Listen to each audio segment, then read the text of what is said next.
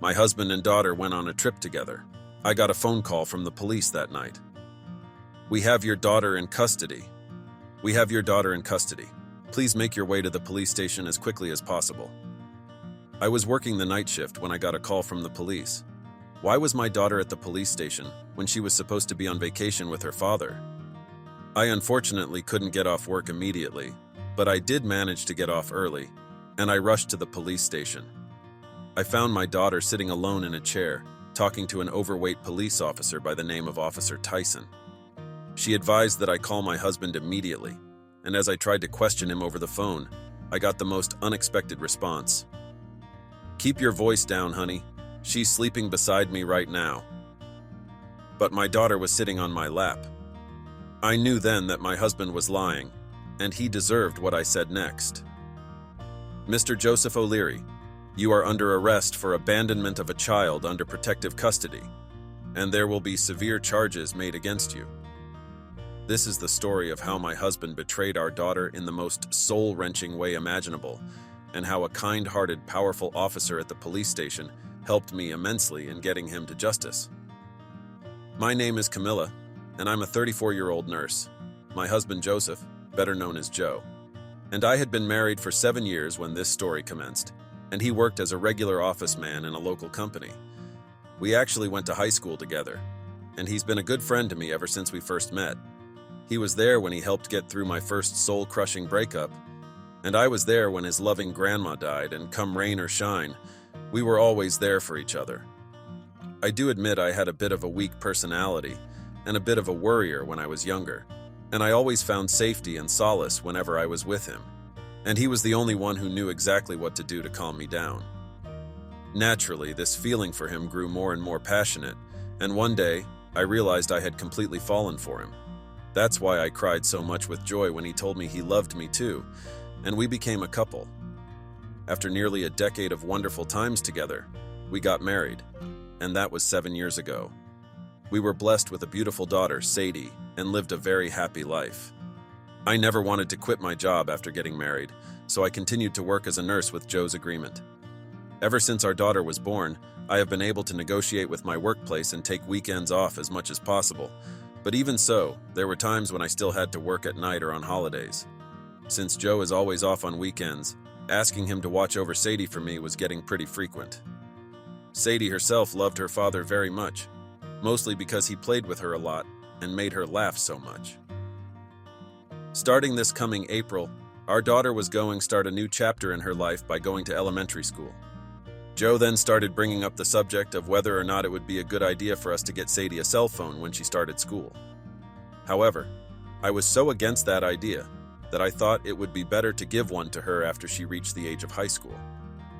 I have the conventional concerns that she might not study as much as we would want her to because of an unnecessary screen, and if she also started playing games on her cell phone, she might get addicted to them and would rather stay inside the house playing with her screen alone instead of going outside with her future friends. If that was going to be the case, or rather, if that was going to be a possibility, I thought it would be better not to give her a cell phone just yet. But my husband had some really solid arguments. We're hoping to send Sadie on piano and swimming lessons, among other clubs, when she starts elementary school, right? Yes, I think it would be good for her to do some of those. Well then, I think it would be better for her to have a phone as a means of quick communication with us. If there was a change in plans, we could let her know that we're coming to pick her up at a different time, or not at all for that matter. That way Sadie can take action accordingly right away. That might be a good idea. You worry too much about the stereotypes, honey, and I think she should have a phone. Maybe, but I'm just not sure I'd be able to consider giving her a cell phone in a positive sense. Maybe I am a bit paranoid, but I also want to protect Sadie from the very real dangers that phones can pose for young children. There's still time before she starts school, so let's think about it some more in the coming days, okay?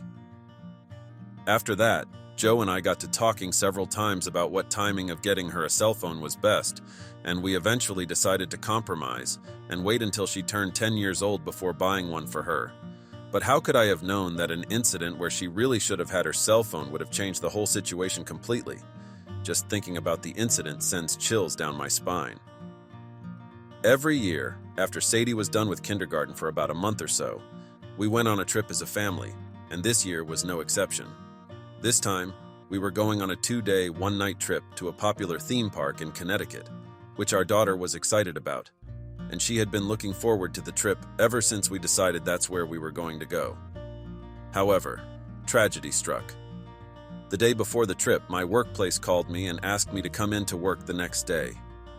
The person who was supposed to work her shift suddenly caught a spreading strain of the influenza virus and was suspended from work for 1 week.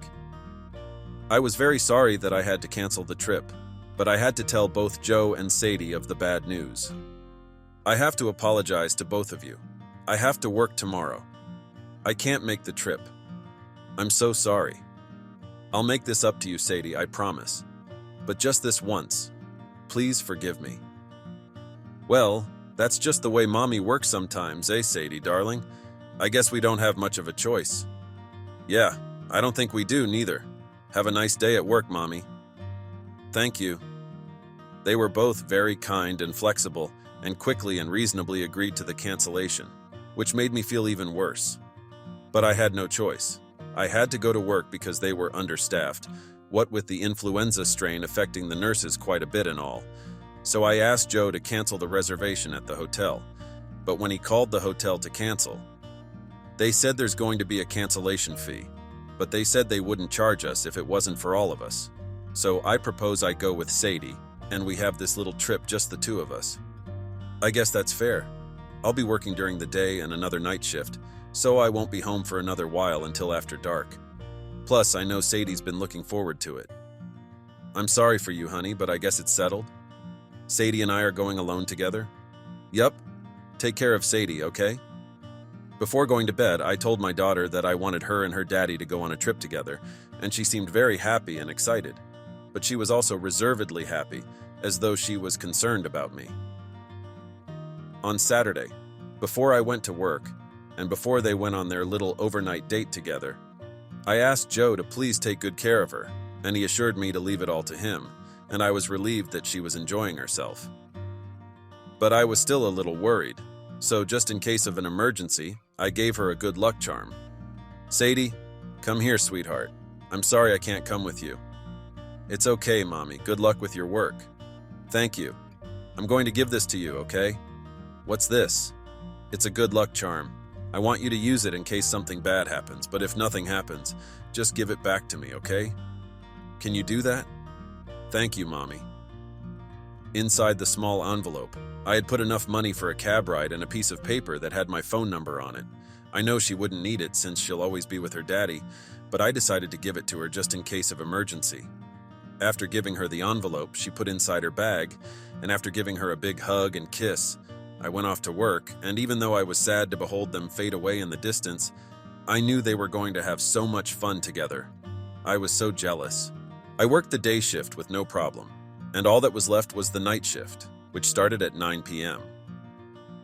Sure, working in a hospital can seem pretty demanding and unfair, but I knew what I was going to get myself into, and I still wanted to pursue this career. This work schedule happens to nurses all the time. I used to do this all the time too, and frankly, I have some instances when it was far worse, especially during my first 2 years, when I was fresh straight out of nursing school. But one good thing about difficult shifts like these is that over time, your body gets used to unnaturally stressful, tiring situations, and I adapted pretty well after the first 6 months of working. After my daughter was born, however, I didn't work this sort of shift very often, and this particular day and night shift was pretty backbreaking, to say the least, so I was frankly worried about my stamina. And after the day shift was over, I had 4 hours before the night shift. I could have gone home, but I knew no one would be home when I returned, so I decided to use the hospital's napping room for staff. Before I was going to fall asleep, I checked my cell phone another time. Over the course of my day shift, I checked it several times during my free time to see if Joe had sent me any photographs of them having fun together in Connecticut. But I never got any messages at all, let alone photographs. I was worried, and I decided to call him when my shift was over in the event he didn't send me anything. I took out my cell phone, and lo and behold, he hadn't sent me anything. As if on cue, however, The screen showed a telephone number as the device started to vibrate. I thought it was Joe at first, but after closer inspection, it showed an unknown number. When I answered the phone, it turned out to be the police on the other end. "This is Officer Charisse Tyson from the Community Safety Department. Is this the number of one Mrs. Camilla O'Leary, the mother of Miss Sadie O'Leary?" "Yes, ma'am. This is Camilla O'Leary speaking. We have your daughter in custody. Please make your way to the police station as quickly as possible." "I'm sorry, officer. I'm currently at work right now and—" "Wait, you have my daughter? What happened to the man, her father, whom I left in charge of her?" "I called your number, ma'am, because I found it on the piece of paper inside an envelope among your daughter's belongings. If her father is in charge of her, please call him immediately and ask him to pick her up." "I'll tell him he ought to head over there as quickly as possible, officer. Thank you." I couldn't understand what was going on. Why was my daughter in police custody when she was supposed to be on a lovely trip with her daddy? But I didn't have time to think about that, and I rushed to call Joe. To no damn avail. I tried to call him several times, more than a dozen times to be more precise, but he didn't answer any of them, nor did he return any. I called my colleague, who was the sous chef to the head nurse, who was out on business elsewhere, so to speak, and explained the situation to her. I asked if I could leave early to go pick up my daughter.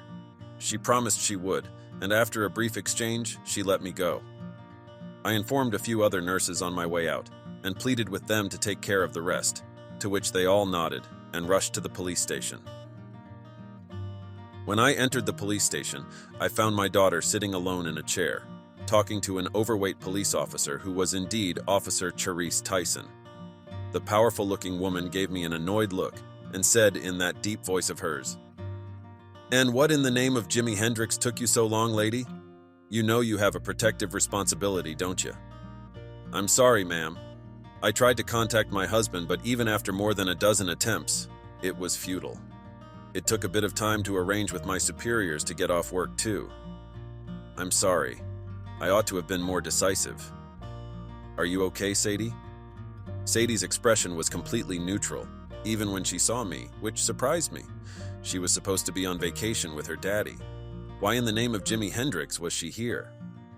Seeing my confusion, Officer Tyson asked me to explain the situation in as much detail as possible. I put Sadie on my lap, and as I started brushing her long brown hair, I started to explain the situation to Officer Tyson. She listened intently, occasionally asking a simple question to clarify some ambiguous details, and took notes on a large notebook. Then she said, "I see. Do you know where your husband is then, honey?" "I'm sorry, no. I have no idea." "Of course you don't. Then would you please call him again? There's something strange about the way your husband is acting, honey, and request that you put your cell phone on speakerphone and call him." I did as I was told, and I put the phone on speakerphone. After a series of calls, Joe finally answered the phone with a muffled voice, suggesting he had been sleeping up until then. "What's wrong? Where the hell are you?" I was so angry at his ridiculous tone of voice that I couldn't help but raise my own. "What's the matter with you? Did you forget that I'm on a trip to Connecticut with Sadie? She's actually still sleeping next to me, so I'm going to get some more sleep too, LOL." He was actually laughing, seemingly without a damn care in the world. "Okay. Well then, Mr. Joseph O'Leary, you are under arrest for abandonment of a child under protective custody, and there will be severe charges made against you." "What the frick? What the hell are you saying all of a sudden? I'm with our daughter right now, Camilla. You're so worried about her that you went on to have a panic attack just by being away from her, didn't you? I wonder how you're going to come up with an excuse yourself for the fact that Sadie is on my lap right now as we speak." "Huh?" Joe suddenly started panicking. Then a loud voice came out from the background. "What's wrong, Joe, darling?" It was unmistakably a woman's voice. Officer Tyson shook her head in dismay. Then he hurriedly hung up the phone. I immediately called him again. "I'm hurrying over to where you are now. Where do you want me to go?" "Get your ass down to the police station. And bring that other woman with you, of course. I'll be waiting with Officer Tyson here. Hurry on up, sugar." I hung up the phone, and after 2 hours of waiting, Joe and a very materialistic woman, the one whom he was having an affair with, walked into the police station together. As soon as I saw my husband's face, I immediately lost my patience, and before I knew it, my vision went red, and my fist went flying. Officer Tyson, along with another officer standing guard at the door, intervened and managed to calm me down enough to be reasonable, but I was glaring at my husband hard because I just couldn't forgive him. When he realized that I was glaring at him maliciously, he kept his eyes downcast and did not make eye contact with me at all. Then, the questioning began. Officer Tyson first asked my daughter, "I'd like you to talk with us, Sugar. I think everyone wants to hear your story." And so began the discussion between me, my daughter, my husband, and the cheating partner. I was the first to be questioned. All I had to do was basically to recap what I'd told Officer Tyson. I went straight from working the day shift yesterday to working the night shift. I thought it was no use in going home because Joseph and Sadie were away on a trip to Connecticut, so I went to sleep in the hospital nap room for staff. I never left the hospital until you called me to come to the police station. The cop nodded, satisfied. Next, it was my husband and his cheating girlfriend's turn. Joe, realizing that he could not lie in the presence of a police officer, began to speak slowly and reluctantly. "I'm sorry. I'm very sorry. I left my daughter at Pamela's house so I could travel with her. I took her to her house, told her that I had to do something about work, and that I'd be back today. I told she could wait for me at Pamela's house. I didn't leave any toys there, but there was good food, and I knew she wouldn't be going out anywhere, so I figured it was okay." My husband, for some reason, got increasingly desperate as he confessed to everything, and he finally just broke down and started to complain as he pointed at Sadie. "I told you to stay there because I didn't want Mommy to worry about you, Sadie, and you said you understood, but you still went and called for her help. You lied to me, Sadie, and what are you going to do about—" Was he actually getting angry at a 7-year-old girl for calling help because she was all alone? And the cheating woman, in her own ridiculous way, joined in the rant. "Wait a minute. So does all this mean you left my house unlocked? You stupid brat. What if there was a burglar in the house?" She also started accusing my daughter of irresponsibility. Sadie was terrified. I was about to explode. I wanted to kill them both. Figuratively, of course.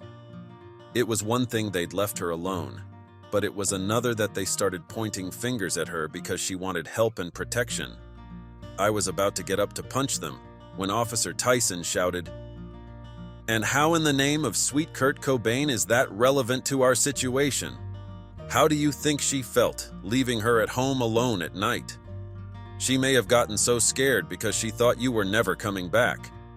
Officer Tyson's shouts were petrifying, and the room fell deadly silent, the only noise being from the vibrations of the ceiling, walls, and floor of the room.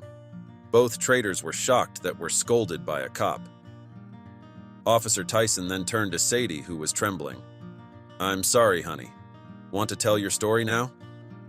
Sadie nodded slowly and began to speak in a quiet voice. "I thought I was going on a trip with Daddy, but he said he had to go to work and took me to Pam's house. At first, the three of us were playing board games at her house, but then Daddy and Pam suddenly left. They said they would pick me up tomorrow, but I didn't know what to do, so I opened Mommy's Good Lucky Charmander? Good luck charm? Yeah. Daddy told said that I should tell Mom that the trip was very fun so that she wouldn't be scared, but I didn't want to lie to her." She started to cry as she told her story. It turned out that she then went outside, during dusk, to find a payphone to call my number on the little piece of paper. I had always told Sadie that there was a payphone in our neighborhood, and that if she ever needed help, she could go to it and call my number. I had told her where the payphones were in the neighborhood, but she didn't know where the payphones were in the area where Pamela, Joe's lover, lived. While she was looking for one, she was approached by a police officer and taken into custody. I had never known any child have such a scary struggle, and I was furious with both scumbags that sit before me, hanging their heads. He was enjoying himself, leaving his own daughter behind to pursue his own lustful, disgusting desires. "Do you two have any idea what you have done?"